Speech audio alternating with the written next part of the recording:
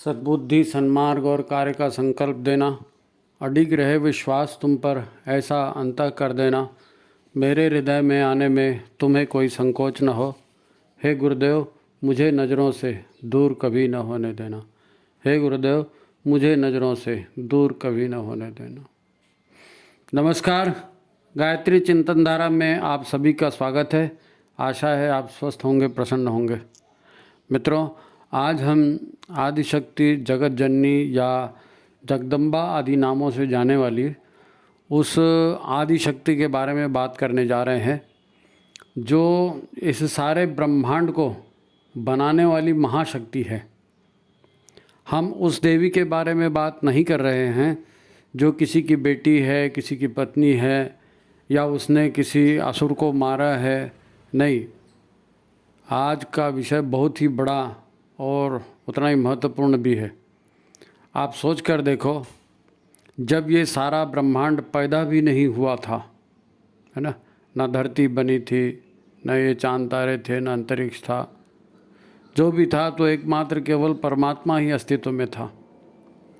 फिर वह आदिशक्ति कहाँ से आई और कैसे ये अंतरिक्ष बन गया, कैसे ग्रह नक्षत्र बन गए, फिर उस पर धरती, पर्वत, सागर, नदियाँ, ये सारे जीव जंतु बन गए। आप कहेंगे कि ये जानकर हम क्या करेंगे, हमको क्या फ़ायदा ये सब जान के, क्या होगा ये जानने से? तो एक लाइन में इसका उत्तर यही है कि जब आप यह रहस्य जानेंगे तभी आप दुख, मुसीबतों, परेशानियों, बीमारियों, झगड़ों आदि से जो आपको कष्ट हो रहा है उससे आप बच सकेंगे, है ना। इससे बड़ी बात और क्या होगी? जीवन से दुख गायब हो जाएं, है ना। इससे बड़ी बात कुछ नहीं हो सकती भाई। जब आप जानेंगे कि ये संसार बना कैसे है और चल कैसे रहा है ना, कैसे बना है संसार, कैसे चल रहा है, तभी तो ये भी समझ पाएंगे कि भाई अच्छा, ये संसार में ये बना तो दुख कैसे बन गया, सुख कैसे बन गया, आनंद कैसे बन गया। दुख और आनंद की उत्पत्ति का भी कारण आपको समझ में आएगा ना, है ना। देखो, जब आप तूफान, गर्मी, ठंडी, बरसात आदि से बचने के उपाय कर सकते हैं, है ना, जिन्हें कि आपने नहीं बनाया। ठंड बरसात कोई हम थोड़ी बनाते हैं, गर्मी कोई हम थोड़ी बनाते हैं, लेकिन उससे बचने का उपाय हम कर लेते हैं। फिर इनसे बचने का उपाय हम खोज लेते हैं, तब अपने कर्मों से जो प्रारब्ध हमने बना लिया है, शरीर, मन आदि से आपको जो कष्ट होता है ना, उससे तो सहज ही बचा जा सकता है, क्योंकि हमारा बनाया हुआ है। हमारे ब्रह्म ऋषि धरती को खुशहाल बनाने निकले हैं, है नहीं। हमारे गुरु ब्रह्म ऋषि हैं, धरती को खुशहाल बनाने निकले हैं। तो ये ज़रूरी था कि मनुष्य को स्वस्थ, प्रसन्न बनाया जाए, है नहीं। तभी तो उन्होंने अभियान चलाया और घर घर जाकर जन जन को इससे जोड़ने की बात की, क्योंकि ऐसा सबके लिए संभव है। सब अपने दुखों का निवारण कर सकते हैं, सब सुखी हो सकते हैं। तो अब दिक्कत क्या है? दिक्कत क्या है? देखो, हम अपने स्वभाववश कुछ खास तरह से सोचते हैं, उस तरह से सोचना हमारा स्वभाव बन चुका है नहीं। हम दूसरा कुछ जानना भी नहीं चाहते हैं। सब लोग अपने अपने ढंग से ही जीते हैं ना, तो फिर दुख क्यों मिला दूसरे के कारण? आपने तो सब अच्छा ही सोच के किया था, फिर बुरा स्थिति आ गई तो जरूर दूसरे के ऊपर उसका आरोप लगेगा। अरे भाई, किसी को क्या पड़ी है कि आपको दुखी बनाए, आपको बीमार बनाए, है ना। तो इसके पहले कि हम आज की चर्चा प्रारंभ करें, आप एक बात को अच्छे से जान लीजिए। एक दुनिया है आपके हिसाब से, है ना। आपके हिसाब से एक दुनिया है, लेकिन वो दुनिया अलग है, वो दुनिया अलग है। आपको प्रकृति को जानना पड़ेगा, समझना पड़ेगा, प्रकृति के हिसाब से चलना पड़ेगा। दरअसल हमारी अपनी बनाई हुई एक दुनिया है जिसमें हम जी रहे हैं, जिसमें हम जी रहे हैं। बाहर का हम सोचना ही नहीं चाहते, देखना ही नहीं चाहते। हमारी अपनी एक दुनिया है, कोई बाहर का कुछ बोलेगा तो हम सुनना ही नहीं पसंद करेंगे, है ना। हाँ, हमारी जो दुनिया है जिसमें हम जी रहे हैं, इसको हम जानते हैं और हम उसी में रमे हुए रहते हैं, उसी में रमे हुए रहते। पर जो वास्तविक दुनिया है, ईश्वर की दुनिया है, वहाँ कहानी कुछ और चल रही है। अगर वो कहानी समझ में आ जाएगी तो आप अपना तालमेल उससे बना लेंगे तो दुख मुसीबतों से बच जाएंगे।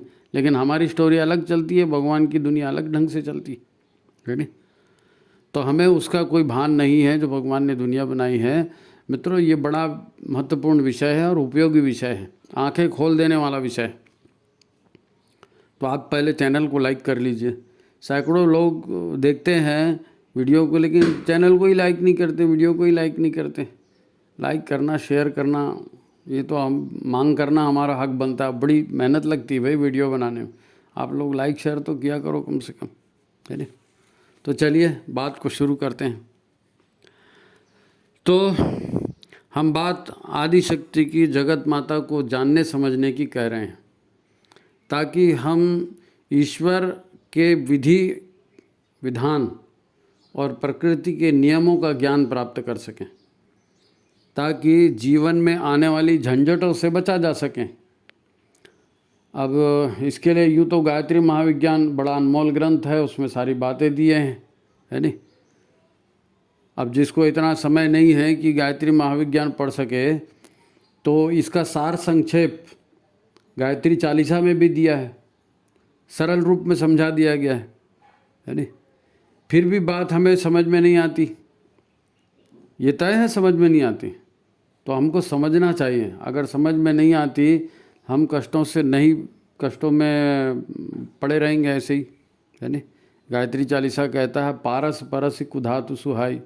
जो भी इस आदि शक्ति के संपर्क में आता है, तो जैसे पारस लोहा सोना हो जाता है ना, ऐसे ही कोई गायत्री को जब धारण कर लेता है, उसके संपर्क में रहता है, तो उसका जीवन भी धन्य हो जाता है, सोना हो जाता है नहीं।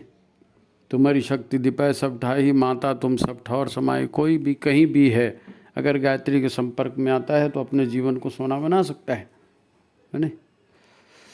अच्छा, हमें समझ में नहीं आता क्योंकि हमारी दुनिया अलग है और हम अपनी दुनिया से बड़ा मोह रखते हैं, है ना। ये विधि का विधान है, हम अपनी दुनिया से मोह रखते हैं। हम सब एक दूसरे को देखकर ही जीते हैं। सही गलत भी हमारा इसी आधार पर तय होता है कि सब लोग तो ऐसा ही करते हैं जी, तो वो लोग पागल हैं क्या? नहीं, सब जैसे कर रहे हैं वैसे ही तो करना पड़ेगा, संसार में रह रहे हैं, आप अलग नहीं चल सकते। इस टाइप के लोग सोचते हैं। सब ऐसी ही बातें करते हैं तो सब एक दूसरे के जैसा ही करने लगते हैं, और जो करता है उसको सर्टिफिकेट भी बांटते हैं। हाँ, इसने ठीक किया, इसने ठीक किया। हाँ, ठीक किया मतलब हमारे जैसा किया इसलिए ठीक किया बोल रहे हैं। तो अब प्रकृति का तो यही नियम है। प्रकृति का नियम क्या है? जैसी संगति वैसी मति। जिस संगत में रहेंगे मति वैसी हो जाएगी, और फिर जैसी मति होगी वैसी गति होगी, है नहीं। जैसी मति होगी वैसे ही जीवन की गति होगी, और फिर जैसे जीवन की गति होगी, जीवन जिधर जाएगा, जीवन में जो भी काम हम करेंगे वही हमारी नियत बन जाएगी। तो संगति से मति बनती है, मति से गति मिलती है, और गति से ही नियति बनती है। इसलिए ये सब समझना बहुत ज़रूरी है, ताकि हमारा भविष्य सुधर सके। बात साफ है नहीं, हमारा प्रारब्ध अच्छा बन सके। दरअसल गुरु या तो हमने बनाया ही नहीं है, और अगर हमने ब्रह्मर्षि को गुरु बना भी लिया है तो अपने शरीर रूपी रथ की लगाम अभी तक हमने गुरु को नहीं सौंपी, है नहीं। अपने रथ की लगाम, अर्जुन महाभारत लड़ रहा था तो अपना रथ उन्होंने अपने गुरु कृष्ण के हाथ में दिया था कि भगवान आप ही चलाओ। तो हमने तो ऐसा गुरु को दिया ही नहीं, है नहीं। हमने गुरु के हाथ में कहाँ लगाम दी? गुरु बना लिया फैशन के लिए, सब लोग गुरु बना रहे हैं, चलो हम भी बना लेते हैं। हमने आदि शक्ति गायत्री को एक देवी मान लिया, सब देवी देवता की पूजा कर रहे हैं, हम भी चलो इसकी पूजा कर रहे हैं। गायत्री बड़ी महान है, आदि शक्ति, चल भैया एक ठो देवी, ये भी, इसका भी फोटो रख लेते हैं। तो इससे ज़्यादा हमने कुछ किया नहीं है। कोई देवी है और उसका नाम गायत्री है तो ऐसा बिल्कुल नहीं है, है नहीं। गायत्री तो उस महाशक्ति का विशेषण है। गायत्री क्या है? देवी का नाम नहीं है, गायत्री उस महाशक्ति का विशेषण है। कया नाम त्रायते सा गायत्री, जो प्राणों का उतारण करने वाली है, प्राणों का उद्धार करने वाली, उसको गायत्री कहते हैं। तो गायत्री कोई नाम थोड़ी, गायत्री उसका विशेषण है। गाय माने प्राण, तो ये आदि शक्ति का नाम नहीं है नहीं, विशेषण है। ये प्राणों का त्राण करती है, उद्धार करने वाली शक्ति है। ये कोई देवी वेवी नहीं है भाई, जैसे सब लोग मानते हैं। ये देवी देवताओं को बनाने वाली देव माता है, विश्व माता है। आदि शक्ति इसलिए उसको कहते हैं, है ना, देवता बनाने वाली शक्ति है। तो ज़रा गंभीरता से लो इसको, है नहीं। हमारी पहली गलती यही होती है कि हम दुर्गा देवी, काली देवी, संतोषी माता, वैभव लक्ष्मी माता ऐसी ही माता मान लेते हैं कि हाँ भाई गायत्री सावित्री भी ऐसी ही माता है, तो चलो उसको भी 2 फूल चढ़ा देते हैं। नहीं, ऐसा नहीं, ऐसा नहीं, है ना। देखो, हमारा एक छोटा सा जीवन है और उसमें हमें दुख मुसीबतों से बचना है। इसलिए हमने ब्रह्म ऋषि से दीक्षा ले ली, यहाँ तक तो ठीक है नहीं। हम सुखी, संतोष और आनंद की चाह रखते हैं, यह भी ठीक है। लेकिन आनंद की चाह हम क्यों रखते हैं? क्यों आनंद की चाह रखते हैं? क्योंकि हमारा मूल स्वरूप तो सोहम है, मैं वही हूँ, अहम तत्वमसि, मैं वही परम तत्व हूँ, यह हमारा स्वरूप है। हम मूल रूप से सच्चिदानंद रूप ही हैं, इसीलिए तो हमको आनंद चाहिए जी। दुख हमको अच्छा नहीं लगता, आनंद अच्छा लगता है, क्योंकि हमारा मूल स्वरूप आनंद का ही है। और हम उसी आनंद को ढूंढ रहे हैं, यहाँ वहाँ जहाँ तहाँ ठोकरे खा रहे हैं, भटक रहे हैं, उसको ढूंढ रहे हैं, अभी तक हमको मिला नहीं। तब गलती कहाँ हो रही है? गलती यही है कि हमारी बुद्धि सन्मार्ग पर नहीं है, हमारी सोच सन्मार्ग पर नहीं है। सन्मार्ग पर होती तो सत्कर्म हमारे से होते, फिर परिणाम भी हमारे कल्याणकारी होते। अब हमारा कल्याण तो हो नहीं रहा है, परेशानियाँ हो रही हैं, है नहीं। तो ऐसा नहीं हो रहा है क्या? ऐसे ही हो रहा है। हम यहाँ वहाँ ठोकरे खाते भटकते हुए जी रहे हैं। अब इसे ऐसा समझते हैं, है ना, ये जो पूरी सिचुएशन है इसको दूसरे ढंग से समझते हैं, है ना, कि काम अच्छा है, ये बात अच्छी है, सारे लोग अच्छे हैं। ये हमें कैसे पता चलता है? हम जब जीवन में काम करते हैं तो अच्छा सोच के ही करते हैं ना, तो ये कैसे पता चलता है कि ये अच्छा है? हमारे अंदर से ये आवाज़ आती है ना, तो हमारे भीतर से, यानी कहाँ से? भीतर मन है, मन से आवाज़ आती है, बुद्धि से आवाज़ आती है, अंतःकरण से आवाज़ आती है। लोग कहते हैं कि ये अंतरात्मा की आवाज़ है, आत्मा की आवाज़ नहीं है भाई, नहीं। ये भीतर से जो आवाज़ आती है ना, ये हमारा मन कह देता है, ये हमारी मानसिकता, हमारे मन के संस्कार कह देते हैं कि मन वही वही पसंद करता है जो उसके राग में है, जो इससे वो प्रेम करता है, जो चाहता है मन उसी को आगे लगता है, वही फाइल आगे आती। आप तो जानते हैं मन क्या है? मन माने विचार, है नहीं। विचार कहाँ से उठ रहे हैं? विचार कहाँ से उठते हैं? 5 इंद्रियों से जो भी हम भोग प्राप्त करते हैं, जो भी दृश्य देखते हैं, जो भी अनुभव ग्रहण करते हैं, है नहीं, इंद्रियों के माध्यम से रस भोग करते हैं, तो इंद्रियों को रस प्रिय रहता है तो उधर ध्यान जाता है। जो संचित ज्ञान है, जो संचित हमने करके रखा है, इंद्रियों के माध्यम से बातें ग्रहण करके हार्ड डिस्क हमारे जमा हो गई, अब उसी से तो मन बनता है, उसी से विचार उभरते हैं, है ना। इंद्रियों को रस चाहिए और रस उसी में मिलता है, अपने मन के करेंगे तो मन की अपनी भी आदत होती है, मन की अपनी भी वृत्तियाँ होती हैं, उसमें भी मन रस लेता है। अब मन से ऊपर कंट्रोल करने वाला कोई है नहीं। कौन मन के ऊपर कंट्रोल करेगा? मन ने जो कहा हमने उसी को अंतरात्मा की आवाज़ मान लिया, और वही अंतरात्मा की आवाज़ को भगवान की आवाज़ मान लिया, और मन में तो भगवान होते हैं तो चल भगवान कह रहा है। ये सब पता नहीं क्या क्या सोचते रहते हैं। हकीकत ये है कि हमारा मन जो हम देखते सोचते हैं उसी का एक गोदाम है, नहीं। और वहाँ से आवाज़ आती है, हम काम कर बैठते हैं। तो मन क्या करता है? एक लाइन में कहें तो मन केवल अपनी इच्छाओं की, कामनाओं की पूर्ति का रास्ता ढूंढते रहता है, अपने आप को सही सिद्ध करने का रास्ता ढूंढते रहता है। अब आप कहेंगे कि इसमें आदि शक्ति का क्या रोल है? हम तो आदि शक्ति की बात कर रहे थे ना, आप तो मन को लेके बैठ गए। तो आदि शक्ति का क्या रोल है? तो ये सब कुछ जो अंतःकरण में भरा है, ये सारी सूक्ष्म शक्तियाँ हैं। अंतःकरण में जो भी हमने भर के रखा है, दृश्य है, भावना है, विचार है, संकल्प है, ज्ञान है, जो भी हमको मिला है, अनुभव है, ये सारे हमने अंतर में भर के रखे हैं। ये क्या है? ये सूक्ष्म शक्तियाँ हैं, है ना। विचार, भाव, संकल्प, जो कुछ भी हमारे भीतर पाल रखा है हमने, और ये क्या है? ये प्रकृति की ही उपज है।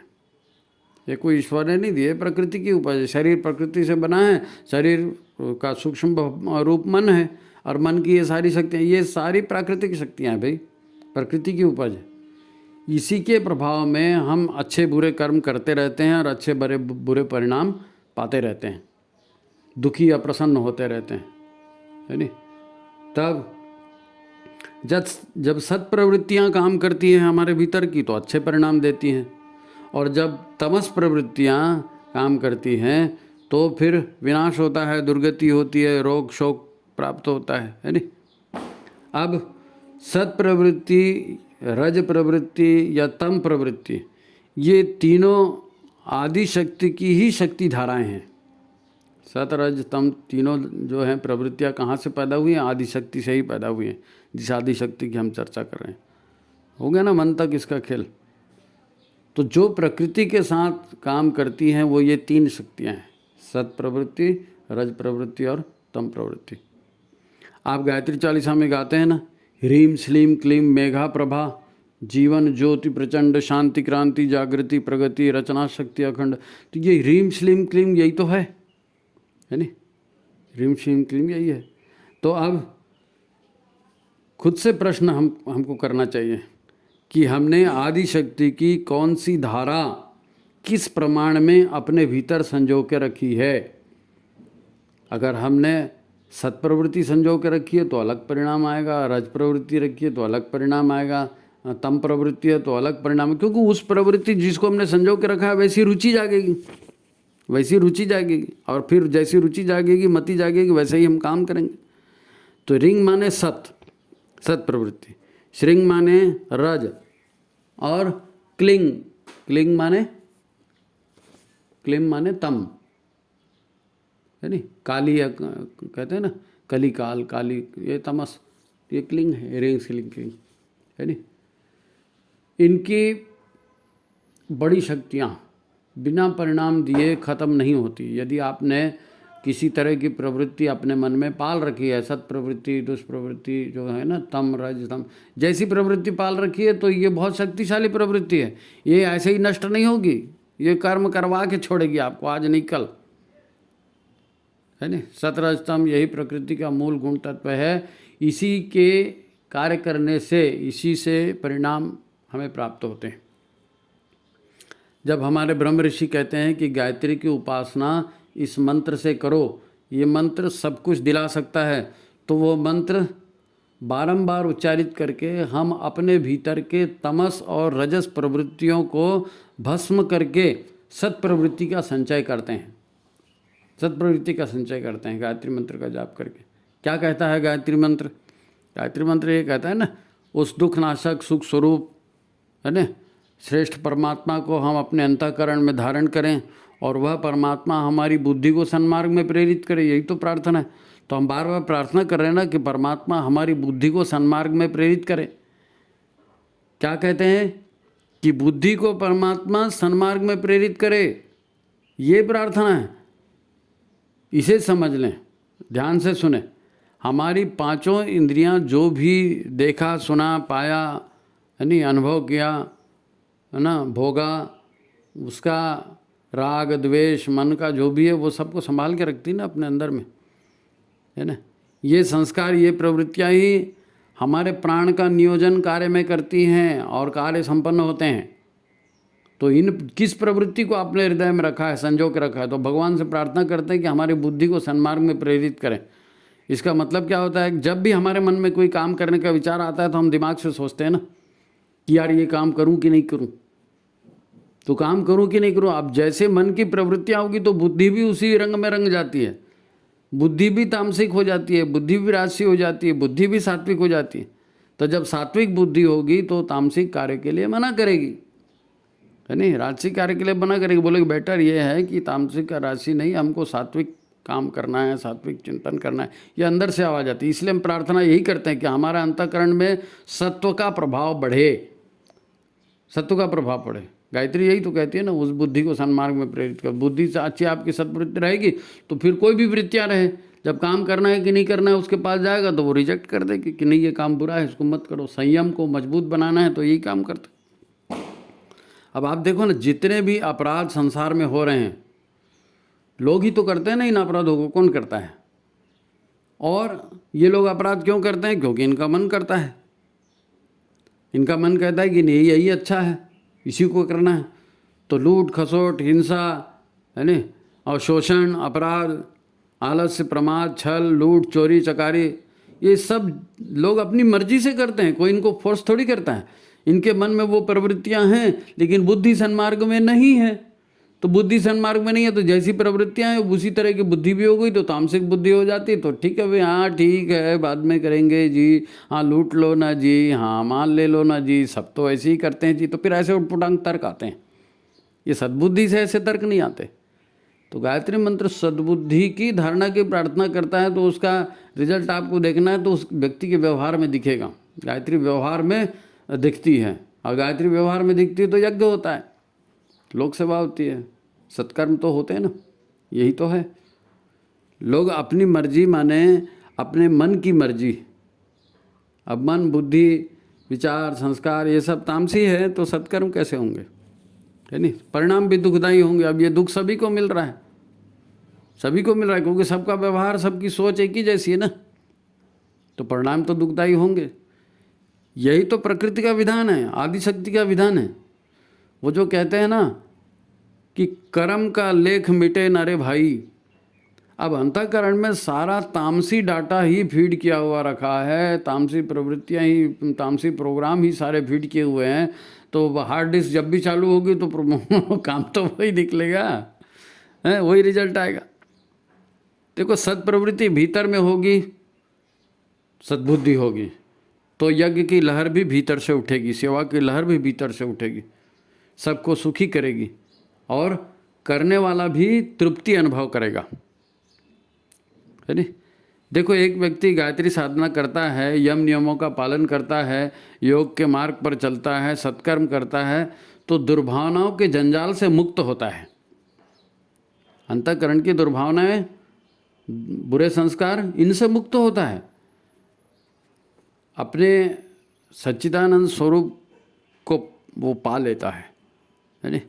इसी दौरान अगर मर भी जाता है कोई साधक, साधना के दौरान में यदि मर भी जाता है तो फिर उसका दूसरा जन्म ऐसे माता पिता और ऐसे परिवार में होता है जहाँ वो अपनी साधना को पूरा करने के लिए फिर से जुट सके, अपनी ऊर्जा लगा सके साधना में, है नहीं?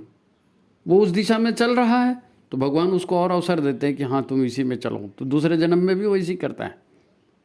ये कमाल है। ये गायत्री जब अंदर में बैठती है, सत्प्रवृत्ति अंदर में बैठती है तो संस्कार भी सत्य हो जाते हैं, तो अगले जन्म भी आप उसी रास्ते पे चलो।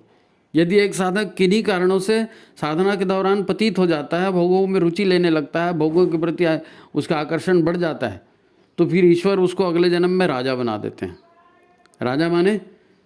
राजा माने कोई ज़रूरी नहीं है कि प्रधानमंत्री बन जाए, राजा बन जाए। राजा माने धन संपत्ति ऐश्वर्य उसको दे देते हैं, क्योंकि भोग उसी से होता है।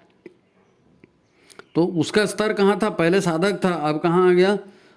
राजसी प्रवृत्ति में। सत से गिरा तो कहाँ आया? रजस में, राजसी प्रवृत्ति में, है नहीं? धन संपत्ति वाले वातावरण में ऐसे व्यक्ति को ऐसी जीवात्मा जन्म लेती है, क्योंकि उसके तप ऊर्जा तो है ना, उसके पास तप ऊर्जा है तो वो फिर उसकी भोग की कामना है तो वो ऊर्जा भोग में लगा ले भाई, चल लगा ले, तेरे पास है पूंजी तप की, लगा ले, है ना? तो वो भोग वहाँ करता है। हालांकि तप की सुविधा उसे यहाँ उपलब्ध होती है, पर यदि वो और भी भोगों में लिप्त रहता है ना, भोग मिला तो भोगों की यही होती है ना कि थोड़ा सा और थोड़ा सा और थोड़ा सा, तो यदि फिर वो तप को भूल जाता है और भोग में ही रत रहता है और इसी दौरान उसकी मृत्यु हो जाती, तो फिर क्या होता है? तो फिर उसका जो जन्म होता है वो साधनहीन कुल परिवार में जन्म लेता है, विपरीत परिस्थितियों में जन्म लेता है कि यहाँ तुमको कुछ नहीं मिलेगा, यहाँ तुमको कुछ नहीं मिलेगा, अपना उपार्जन करना पड़ेगा, मैं अपनी मेहनत करनी पड़ेगी। और यदि फिर भी उसका भोग में ही रहता है और चोरी चकारी और दुनिया भर के काम के खाली भोग के ही पीछे रहता है, तो इस दौरान अगर उसकी मृत्यु होती है तो फिर भगवान उसको क्या करता है, जा भाई तेरे को भोग में इतना इंटरेस्ट है ना, तो किसी पशु योनि में पटक देते हैं, है नहीं, जाओ तो पशु योनि में जा और वहीं भोग कर, कितना भोग करना है तेरे को। ये गायत्री विद्या का सार है, इसको समझना जरूरी है। हम क्या सोच रहे हैं, क्या कर रहे हैं, इसका बड़ा महत्व है भाई। शक्ति उसी में रहती है। गायत्री का या विधि के विधान का ये न्याय कहलाता है कि तुमने जो सोचा, गुरुदेव कहते हैं ना, मनुष्य जैसा सोचेगा और करेगा वैसा हो जाएगा। तो जब साधक था, साधक साधना की सोच रहा था तो साधक बन गया, जब भोग की सोच रहा था भोगी बन गया, जब जो और तमस ज़्यादा बढ़ गया और लूट खसोट भी करने लगा तो चल तो अब वही कर ले। अच्छा, इसको एक और तरीके से समझते हैं कि आदि शक्ति की व्यवस्था को सृष्टि के पहले, है ना, सृष्टि के पहले आदि शक्ति की व्यवस्था को अपन समझने की कोशिश करते हैं कि सृष्टि के पहले क्या था। ये जो ब्रह्मांड पूरा बना है ना, ग्रह नक्षत्र, ये पहले तो नहीं थे ना, पहले तो केवल ईश्वर था। चेतना स्वरूप सर्वव्यापी ईश्वर की सत्ता ही सब जगह विराजमान थी, है ना। आज भी विराजमान है, ईश्वरीय सत्ता कण कण में विराजमान है। पर ये पूरा ब्रह्मांड जो निर्माण हुआ है, जो आज हमको दिख रहा है, ये पहले नहीं था। तो यह निर्माण जिस शक्ति या एनर्जी से हुआ, वही शक्ति, वही एनर्जी आदि शक्ति है। ये किसी की बेटी, किसी की बहू, किसी राक्षस को मारने वाली ऐसी नहीं, ये परम सत्ता, परम शक्ति का नाम है आदि शक्ति, है नहीं। तो लक्ष्मी, दुर्गा, काली, ये तो सत्र स्तंभ, ये इसी के भाग हैं, इसी के भाग हैं, है ना। अच्छा, जिसे हम विधि का विधान कहते हैं, वो विधि का विधान भी इसी से बना है, धी से। धी यानी ऋतंबरा प्रज्ञा, जो आपने नाम सुना होगा, धी बुद्धि का परिष्कृत रूप है, धी, अरे ऋतंबरा प्रज्ञा। क्योंकि सारा साइंटिफिक है ना, पूरा निर्माण साइंटिफिक हुआ है तो धी से ही हुआ है। संपूर्ण ज्ञान विज्ञान और विधि व्यवस्था की आदि स्रोत आदि शक्ति ही है। आप कहेंगे कि फिर ये सूर्य, चंद्र, नक्षत्र, तारे, ये मिट्टी, पर्वत, अग्नि, हवा, पानी, ये सब कहाँ से आ गए? ये तो नहीं थे पहले, है ना। तो इनके विशिष्ट गुण कहाँ से आ गए? तो इसे ऐसा समझें कि मान लो एक बहुत बड़ा घंटा है, बहुत बड़ा घंटा, वो कांसे का घंटा रहता है ना मंदिर वंदिर में, तो आपने 15-20 किलो का देखा होगा। आप बड़ा घंटे की कल्पना कीजिए आप, है नहीं। आपने कभी बजाया ऐसा बड़ा घंटा? टंग,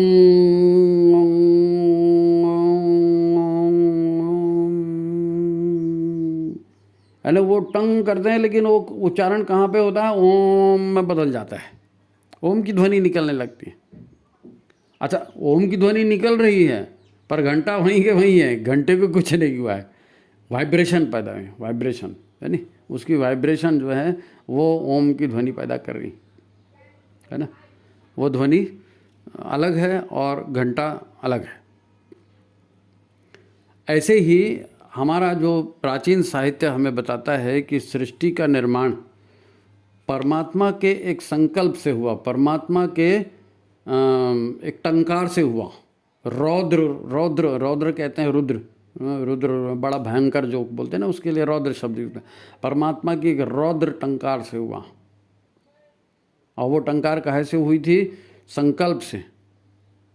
उसी से ओम का, ओम जो कहते हैं ना शक्ति धारा, काहे से हुई? परमात्मा की उसी टंकार से हुई है। ओम परमात्मा का ही स्वरूप है, परमात्मा की ही ऊर्जा धारा है ना। यही ऊर्जा प्राण स्वरूप है, यही ऊर्जा कल्याणकारी है। आज भी ब्रह्मांड में यही ऊर्जा गूंज रही है। इसे ही ओमकार नाद कहते हैं। ओमकार नाद परमात्मा का नाद है। परमात्मा का वो टंकार कैसे हुई? एको हम बहुश्यामी का संकल्प लिया ना परमात्मा ने कि मैं एक से अधिक हो जाऊं, और संकल्प बिल्कुल अंतर से हुआ, भीतर से हुआ। तो वो बड़ा निर्माण करने वाला बड़ा रौद्र संकल्प था वो। तो उससे ही ओम की उत्पत्ति हुई ना। ओम की जो ध्वनि है, अंतर्नाद है, वो उसी से पैदा हुआ है ओम, है ना। अब इसे ही त्रिगुणात्मक प्रकृति की 3 धाराएं उत्पन्न होती हैं ओम से। ओम से भी प्रकृति की त्रिगुणात्मक 3 धाराएं उत्पन्न होती हैं। कैसे ओम से उत्पन्न होती हैं? हम ओम का उच्चारण करते हैं ना, तो ओम का, ओम शब्द के 3 अक्षरों से बना है, अ, उ और म। ओम किससे बना है? 3 शब्दों से बना है ना, अ, उ और म। तो ये अ, उ और म 3 धाराएं हैं। काहे की धाराएं? ऊर्जा धाराएं हैं, सृजन की धाराएं। ऊर्जा, भगवान के टंकार से सृजन ही तो होगा जी, और कैसा कल्याणकारी सृजन होगा, यानी भगवान की टंकार से। तो ओम से 3 धाराएं पैदा हुई कल्याणकारी। ये है सारा चेतना और ऊर्जा का खेल। परंतु इसे हम ऐसा समझ सकते हैं कि जे अ, उ और म जो है ना, तो सबसे पहले हम अ को लेते हैं। अ का अर्थ क्या है? अ का अर्थ है उत्पत्ति करने वाला। अ का अर्थ है उत्पत्ति करने वाला। इसे ही भू भी कहते हैं, भू। यही स्वयंभू है, यही स्वयंभू है। स्वयंभू, शंभू कह देते हैं, स्वयंभू कह देते हैं। ये प्राण स्वरूप है। ये अ, उ, म जो हम कह रहे हैं, क्या कहा हमने? अ का अर्थ है उत्पत्ति करने वाला। इसे ही भू भी कहते हैं, भू। स्वयंभू है ये, यानी प्राण तत्व कहलाता है ये। आपने शंभू शब्द सुना है ना? शंभू वास्तव में स्वयंभू ही है ना। ओम की दूसरी शक्ति धारा है ऊ, अ के बाद ऊ। इस ऊ को ही क्या कहते हैं? भुवः भी कहते हैं। इस ऊ शक्ति को भुवः भी कहते हैं। ये शक्ति धारा है, भुवः है ना, ये दूसरी शक्ति है। यह धारा जो है दूसरी शक्ति, ये दुखों को दूर करने वाली धारा है। इसको अपान भी कहते हैं। वो प्राण था, ये क्या है? अपान, दुखों को दूर करने वाला। मतलब क्या है? अपान वायु अपने भीतर होती है ना, पेट में होती है, अधोभाग में होती है, और सारा मल का निष्कासन उसी से होता है। तो ये जो दूसरी धारा है ऊ की, ये भुवः कहलाती है। इसी को अपान कहते हैं। अपान ये क्या है? ये गंदगी को भस्म करने वाली, यानी दुखों का नाश करने वाली कहलाती, यानी है ये भी प्राण जो भीतरी कचरे को दूर करता है। भीतरी कचरे को दूर करता है। इसलिए तो हम गायत्री मंत्र का जाप करते हैं जी, भर्ग, यानी शुद्ध हो जाए, ये भीतरी कचरा दूर हो जाए। और इसका ओम का तीसरा शब्द क्या है? अ, उ के बाद म। तीसरा शब्द म है। इस म को ही स्व भी कहते हैं, भूर्भुवः स्वः। तो ये स्व क्या है? म को दूसरे शब्दों में स्व भी कहते हैं। ये शक्ति धारा है। म, अ, उ, म तो समझाने के लिए कहा है ना, वास्तव में है भूर्भुवः स्वः। अ, उ, म समझाने के लिए कहा है। तो ये तीसरी जो है म जो है, ये क्या है? यह स्व स्वरूप है। स्व इति व्यानः, ये भी प्राण ही है, प्राण स्वरूप है ना परमात्मा। तो ये भी क्या है? स्व क्या है? ये व्यान है। व्यान मतलब रग रग में समाया हुआ प्राण तत्व। हमारे भीतर व्यान में कहाँ रहता है? 72,000 नाड़ियों में पूरा व्यान ही रहता है। अरे रग रग में समाया हुआ, कण कण में व्याप्त परमात्मा, कण कण में व्याप्त है। तो पूरे शरीर में स्थित संपूर्ण शरीर को शक्ति देने वाली प्राणधारा कौन सी है? ये माँ वाली, स्व। अब समझ में आया? एको हम बहुश्यामी से जो रौद्र टंकार हुई है, उससे ओम की उत्पत्ति हुई है। ओम से जो 3 धाराएं पैदा हुई, शक्ति धाराएं, यही भूर्भुवः स्वः है। इसी से सतरज तम, इसी से दुर्गा काली और दुर्गा सरस्वती और काली पैदा हुई। इसी से ब्रह्मा विष्णु महेश, ये सब इसी, ये त्रिगुणात्मक शक्ति, ये यहीं से उसी टंकार ओम की ही उत्पत्ति है सारी। इस प्रकार ये ओम ही ईश्वर का वास्तविक सार्थक नाम है। गायत्री ईश्वर का इतने सारे नाम है, लेकिन उसका सार्थक नाम क्या है? ओम है। और गायत्री भी आदि शक्ति है, हम उसको आदि शक्ति कहते हैं, देव माता, विश्व माता सब कहते हैं, लेकिन ये उसका नाम नहीं है, ये उसका विशेषण है। आदि शक्ति तो देव माता, विश्व माता, ये उसका विशेषण ही है भाई। उसको से आदि शक्ति ही कह सकते हो आप, और कुछ नहीं। सविता शक्ति है ना, सारे जगत को उत्पन्न करने वाली आदि शक्ति। इस प्रकार ये ईश्वर की शक्ति सृजनकर्ता, जीवनदाता, प्राण स्वरूप, दुखनाशक, कण कण में व्याप्त, वो परम शक्ति है। यही वह परम दिव्य तत्व है। इसीलिए हमारा जो भी वरेण्य हम कहते हैं ना, कि हमको धारण करना चाहिए। क्या धारण करना चाहिए? ये प्राण स्वरूप ईश्वर को धारण करना, यही वरेण्य है और धारण करने योग्य है। गायत्री मंत्र इसी से बना है। आप जरा एक एक शब्द को देखो ना, एक एक शब्दों को देखो। गायत्री की रचना, मंत्र की रचना, है नहीं, वर्ण करने योग्य। अच्छा, यही भर्ग भी है। हमने कहा ना, भर्ग माने वो कचरा साफ करने वाला, पाप को नष्ट करने वाला, यानी एकदम साफ सुथरा शुद्ध पवित्र स्वरूप, यही है वरेण्य। इसी को वरेण्य कहा गया है नहीं। तो ये सत प्रवृत्ति हो गई, वरेण्य हो गई। अच्छा, मलिनता क्या है? मलिनता क्या है? मलिनता ये वो तत्व है जो हमें दुख प्रदान करता है। मलिनता से दुख, श्रेष्ठता से सुख, मलिनता से दुख। दुखों की जन्मदात्री क्या है? मलिनता है। आलस्य, प्रमाद, काम, क्रोध, मोह, ईर्ष्या, द्वेष, इनकी अधिकता है ना। काम जरूरी है, क्रोध भी जरूरी है, लोभ भी जरूरी है, मोह भी जरूरी है, लेकिन इनकी अधिकता से फिर सब काम बिगड़ जाता है। क्रोध नहीं होगा तो आप दुश्मनों का नाश कैसे करोगे, है नहीं। काम नहीं होगा तो सृजन कैसे चलेगा। ये काम, क्रोध, लोभ ये बुरी बात नहीं है, इसकी अधिकता बुरी बात है। आउट ऑफ कंट्रोल हो जाए तो बुरी बात। और आउट ऑफ कंट्रोल काहे से होता है? मन से होता है। मन से क्यों होता है? क्योंकि मन में तमस भरा हुआ है, भोग की प्रवृत्ति भरी हुई है, वहाँ पर सद्बुद्धि गई नहीं। तो जहाँ सद्बुद्धि नहीं गई वहाँ पर फिर ये गंदगी पैदा होगी, मलिनता। आउट ऑफ कंट्रोल हो जाएगा मन, तो प्राण फिर उधर ही लगते रहेगा। प्राण लगाने का काम मन का है, मन प्राण को वहीं लगाएगा तो बुरे काम ही अच्छे लगेंगे। साहब आज सबको बुरे काम अच्छे लग रहे हैं तो सब लोग बुरे काम कर रहे हैं, तो दुखों का ही पहाड़ बना हुआ है ना संसार में।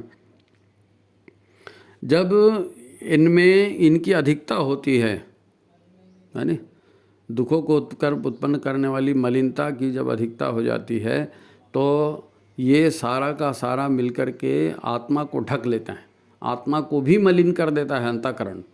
क्योंकि अंतःकरण में स्वभाव, संस्कार, बुद्धि सब मलिन है तो फिर अंतःकरण भी मलिन हो जाता है नहीं। देने वाली शक्ति ये आवरण ही है हमें जो रिजल्ट दे रही है, तो इस आवरण को साफ करना है नहीं। जो मन की अवांछनीयता बढ़ती है वो इसी कारण बढ़ती है। ये भस्म हो जाए, ये जल जाए, ये दूर हो जाए तो आत्मा तो स्वयं में सुख रूप है, प्राण स्वरूप है ना, परमात्मा का ही अंश है। प्राण स्वरूप, दुख नाशक, सुख स्वरूप आत्मा वही है, लेकिन यह मलिनता का आडंबर उसके ऊपर हो गया है। तो गायत्री का जाप करके हम क्या करते हैं? सद्बुद्धि को धारण करते हैं और इस मलिनता को भर्ग में भस्म करते हैं। उसकी शुद्धता के साथ ये सारी मलिनता भस्म होती है। अब आप क्या कहेंगे? आत्मा सुख रूप है और परमात्मा पहले से है। आत्मा स्वयं सुख रूप में और परमात्मा तो पहले से, तो फिर हमारा मिलन इस परमात्मा से क्यों नहीं होता?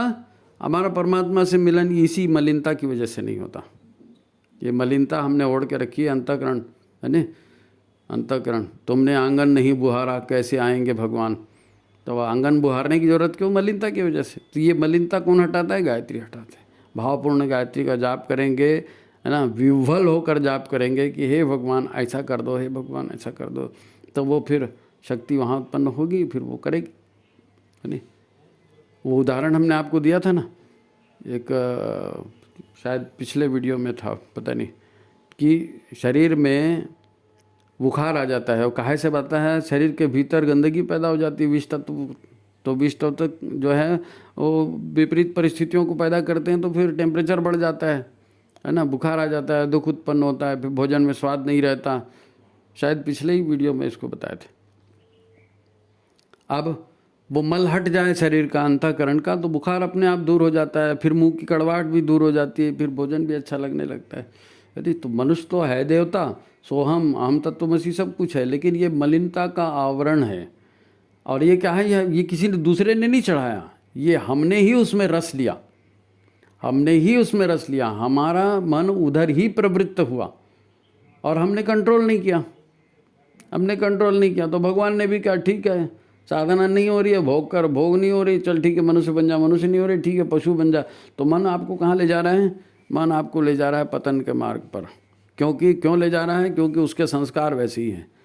जैसी संगति वैसी मति, और जैसी मति वैसी गति, और जैसी गति वैसी नियति, है ना। तो ये काफ़ी कुछ ये हो गया। आदिशक्ति का ये स्वरूप हमने आपको बताया, है ना, कैसे काम करती है ये भी हमने देखा। जब हम गायत्री मंत्र का भावपूर्ण जाप करते हैं ना, तो वास्तव में आदिशक्ति, सविता शक्ति का ही आह्वान करते हैं, यानी इसी महामंत्र का विधिवत जाप करके, है ना, इसी महामंत्र का विधिवत जाप करके दिव्य देवताओं की उत्पत्ति हुई है। जितने भी देवी देवता हम पूजे जाते हैं, ये साधक ऋषि ये जितने भी हुए सब गायत्री का जाप करके ही वहाँ तक बने हैं। भगवान से इन्होंने सद्बुद्धि की ही कामना की है, सब के सब गायत्री। इसीलिए तो कृष्ण भगवान कहते हैं ना कि मैं मंत्रों में गायत्री हूँ। जितने भी देवी देवता हैं सब यज्ञोपवीतधारी, सब वही। तो ये है आदिशक्ति की कहानी। और ऐसे आदिशक्ति परमात्मा की सृजन शक्ति है, परमात्मा से उत्पन्न हुई है ना। इसी के आधार पर ये सारा संसार ब्रह्मांड बना है, हम भी बने हैं।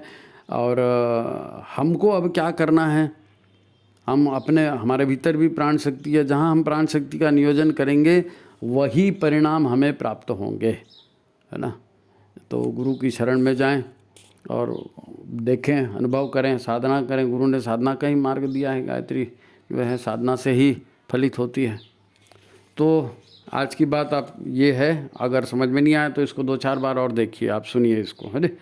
और अंतःकरण में धारे, गुरुदेव ने बहुत बड़ा काम किया है और हमारा सौभाग्य है कि हम गुरु सत्ता से जुड़ गए, है ना। तो 2-4 बार इसको देखो और इसके आधार पर जीवन को हो सके तो मोड़ो, हो सके तो जीवन को मोड़ो, ठीक है।